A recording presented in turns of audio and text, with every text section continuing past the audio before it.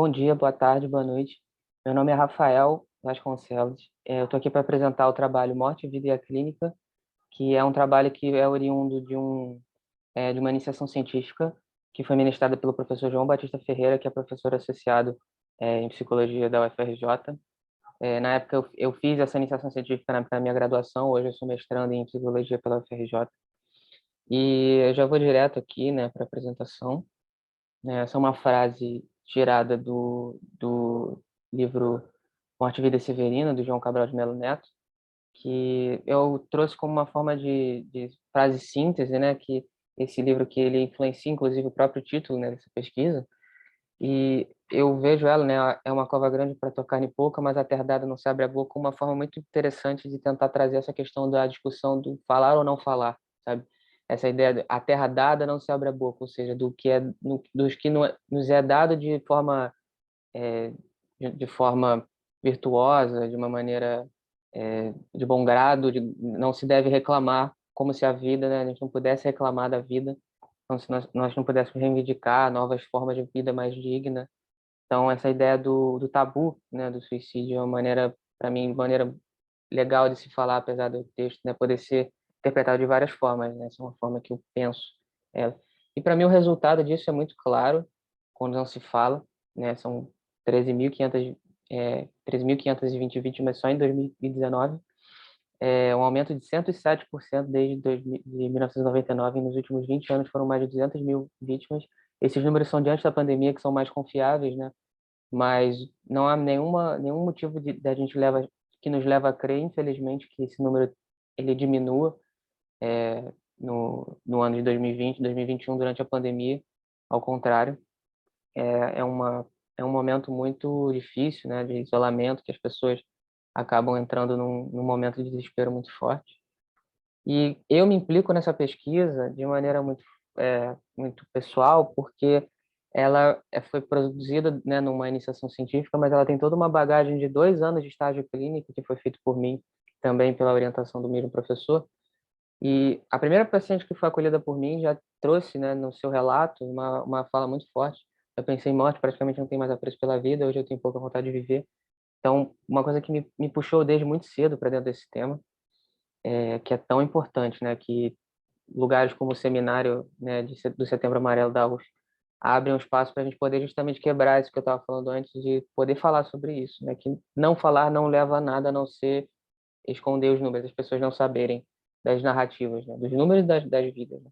Portanto, o objetivo, né, a questão problema da pesquisa é refletir acerca do tema da ideação, né, fixando a questão da ideação, a partir da falência do processo de afirmação de vida em sua dignidade, assim como pensar os papéis da psicologia clínica com enfoque na CFV. CFV é a Clínica das Formas de Vida, que foi a linha que eu pratiquei sob a orientação do meu orientador, na articulação micropolítica de resistência e intervenção.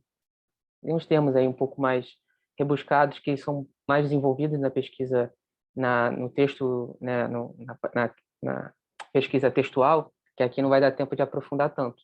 Mas eu vou, né, através da discussão, eu vou entrar um pouco neles.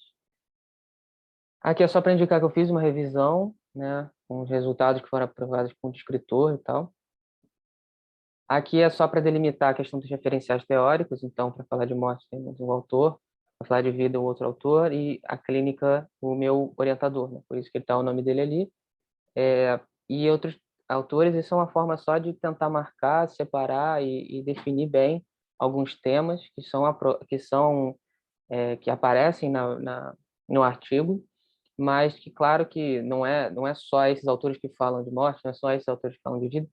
Na verdade, é uma grande conversa, só que é uma forma de expor, assim, né, de organizar, que eu acho bom.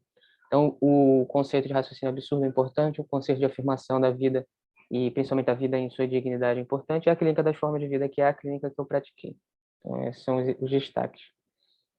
A metodologia é uma pesquisa bibliográfica de caráter exploratório, por levar em conta, né, o levantamento e revisão bibliográfica que eu acabei de apresentar, né? E uma análise de caso clínico que eu vou apresentar agora.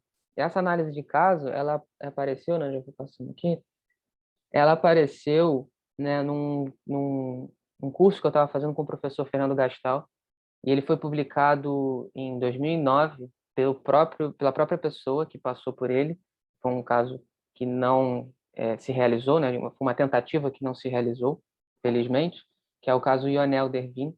Ele escreveu, né? Ele publicou sua história em francês, ainda não, eu pelo menos não achei a tradução. Eu peguei a referência do próprio professor que apresentou e nos livros que ele discute também o caso.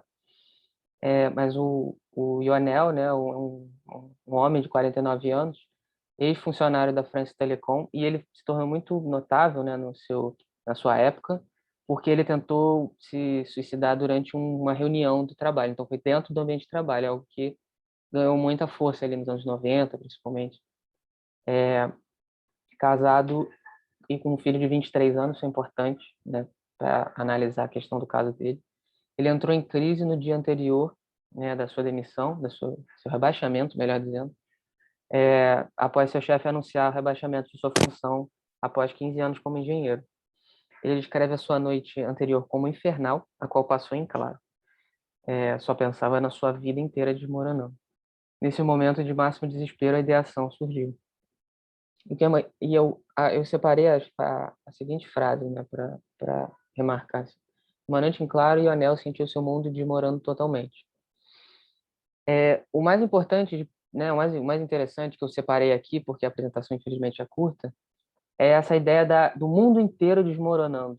Isso é uma coisa que ele fala, né, que ele descreve, porque foi um rebaixamento de maneira bruta, né, violação de direitos básicos, mas é muito curioso ver essa ideia do mundo inteiro, né? É o que eu chamo de uma lógica antolhada, uma ilusão desesperadora de uma lógica antolhada. O que é um antolho? O antolho é o objeto que coloca em cavalo quando eles estão sendo montados, para ele não olhar para os lados e só olhar para frente.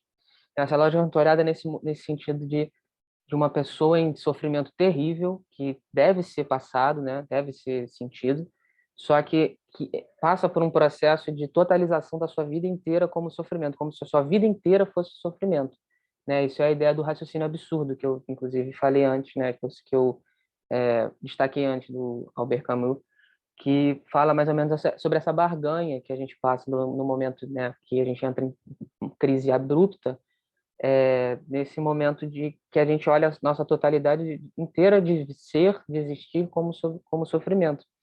E aí a ideia, né, que é uma ideia que a gente traz na Clínica das Formas de Vida, em Gestos Vitais, que tem a ver com algumas bibliografias nossas, é de que a vida está o tempo inteiro tentando se afirmar da melhor forma possível, né, de maneira digna. Então, a melhor forma, naquele momento que ela está capturada nessa lógica antolhada, em que toda a existência dela é sofrimento, a melhor forma de acabar com o sofrimento, né? Como acabar com esse sofrimento se tudo é sofrimento? É acabando com tudo, seria acabar consigo mesmo. Então, é uma forma, é uma tentativa de afirmação de vida de maneira absolutamente engendrada, capturada e adoecida, né?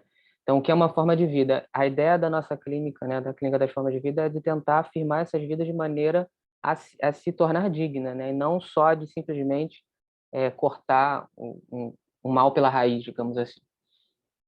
São conceitos muito densos, né, que eu estou tentando expor aqui de maneira um pouco mais simplificada, né, mas são conceitos chaves, né, dessa pesquisa. E as considerações finais, né, já encaminhando para o final, sobre a ideia do falar ou não falar, né, que eu falei no início, a própria ideia de clínica pressupõe a fala e outras formas de expressão, então a própria ideia da psicologia clínica já quebra essa ideia do não falar, né, dessa ideia do tabu de não se falar. A partir do momento em que o número de casos já está crescendo, não faz sentido apenas não falar sobre, não se fala sobre, porque pode dar ideia, né, como se a pessoa não estivesse pensando nisso antes. Aí, pegando a ideia da ilusão desesperadora, a ideação suicida parte da premissa de que a vida é em totalidade sofrimento, né, essa ideia que eu falei da lógica de Antolhos. A questão fundamental, portanto, se revela como contornar essa ilusão. Então, essa é a ideia, qual é a pergunta fundamental, digamos assim, da clínica nesse momento de ideação em que a pessoa se encontra. A vida encontra um caminho, né? Que essa é a ideia que eu estava apresentando antes. A clínica é um lugar onde há o espaço para ser mapeado, por onde e como que a vida está escapando e como a gente, né, enquanto clínico, podemos estimular esse escape, né? Essa forma do sujeito conseguir desviar esse momento engendrado dele. E o próprio ato de se estar em terapia, isso já é uma forma, uma proposição, né? Uma ideia, um dogma muito importante, o próprio ato de se estar em terapia já demonstra um fluxo vital à procura de saúde. Então, só o fato da pessoa estar ali, né, procura de terapia, ela está indo ali toda semana, mesmo que ela desmarque, que ela falte e tal, está mostrando que ela está procurando, que ela tem, em algum plano dela, ela sabe que existe uma forma de melhorar, existe uma forma de buscar saúde, por mais que ela conscientemente não perceba isso. Bom, é isso, né, o tema é curto, infelizmente, para poder aprofundar mais. As referências estão aqui, essas referências, se quiserem dar uma olhada. E muito obrigado a todos que assistiram. E é isso. Muito bom dia, boa tarde, boa noite.